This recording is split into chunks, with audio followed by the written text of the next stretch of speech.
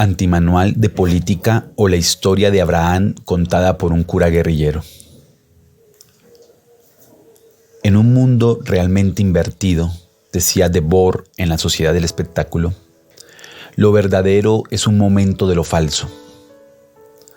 Son las trazas de verdad que se cuelan en el escaparate de la mentira.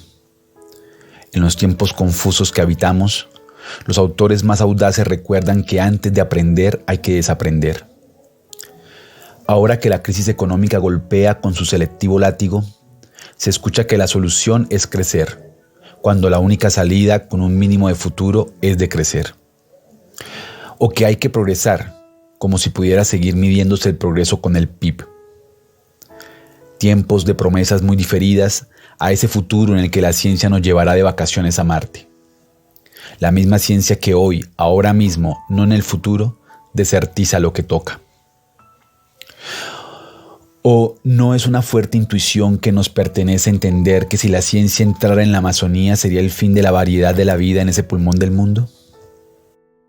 Desaprender para entender que hacer el indio no debe ser algo tan malo cuando solo, donde están los indígenas al cargo, aún queda biodiversidad, agua, naturaleza. Si el mundo está al revés, solo invirtiendo la caja negra podrá entenderse algo. Los salvajes son los civilizados. Y los civilizados, dueños de los mayores arsenales del mundo, unos salvajes patanes. Cuando se es decente, un manual es lugar conveniente para aprender. Un antimanual, la forma conveniente es aprender. Desaprender que no pueden ser los bancos los que financien o empleen a los políticos y queremos que después estos controlen a aquellos. Desaprender que la libertad no se logra desregulando al poder, sino muy al contrario, regulándolo. Desaprender que los derechos y libertades no pertenecen a las empresas que los ofrecen mercantilmente, sino a los ciudadanos que los reclaman y los convirtieron en tales derechos y libertades. Derecho a la información, a la sanidad, a la cultura, libertad de expresión, de participar en los asuntos públicos, a una vivienda digna, a un trabajo digno. Desaprender que se puede patentar la vida y que las grandes farmacéuticas tienen algún tipo de privilegio para declarar como propiedad privada el conocimiento científico. Desaprender que los jueces son seres especiales y quitarnos de la cabeza que realmente son independientes del poder político y económico.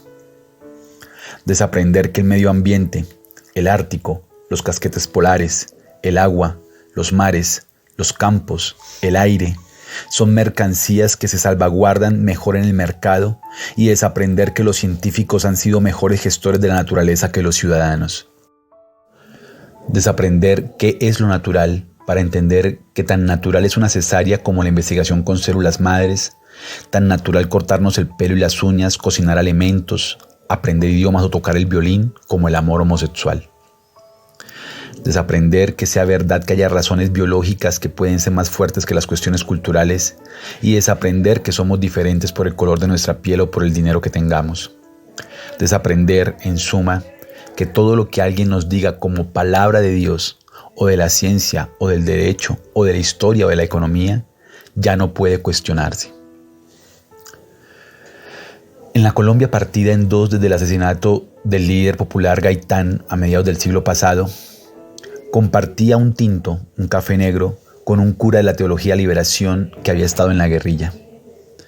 Divertido, me contaba que eso de la palabra de Dios había que someterlo a una tenaz criba de argumentos y andamiajes. ¿Cómo era eso de que Dios le había mandado un mensaje especial al pueblo elegido? Eran tiempos de Juan Pablo II y el Papa Francisco aún no había llegado para recuperar los principios irreverentes del Concilio Vaticano II sembrados por Juan XXIII. Cuando bajó Moisés con las tablas de la ley, me contaba el cura, y dijo que aquello era la palabra de Dios, dejó claro que el Altísimo era quien le había entregado esos mandamientos escritos por su propio dedo. Así, ¿quién iba a cuestionar lo que ahí dijera? Pero un desobediente le replicó: «Oye, Moisés, si es tu letra». No es Dios, continuaba, quien habla, sino sus intérpretes, llenos de intereses, de sordera selectiva, de diccionarios castrados. Son ellos los que nos comunican las noticias. ¿Y qué garantías tenemos de que han escuchado bien, de que han memorizado correctamente las palabras, de que estaban realmente atentos? Y entonces me contó de nuevo la historia de Abraham. Presta atención, esta es la verdadera historia de Abraham. Noche cerrada en la ciudad de Ur, en Caldea. En la casa de Abraham se oye una voz profunda, de ultratumba, grave, que dice: Abraham, quiero que me ofrezcas a tu hijo Isaac en señal de sacrificio. Abraham, acostumbrado a los pactos con Dios, accede sin rechistar y ordena a su mujer Sara que disponga. Sara, llorando, obedece. ¿Qué ocurre, madre? Hijo, ve con padre a la montaña a un sacrificio para Dios. El niño se viste y durante el camino pregunta a Abraham por el animal que va a ser sacrificado. Dios proveerá, contesta el patriarca.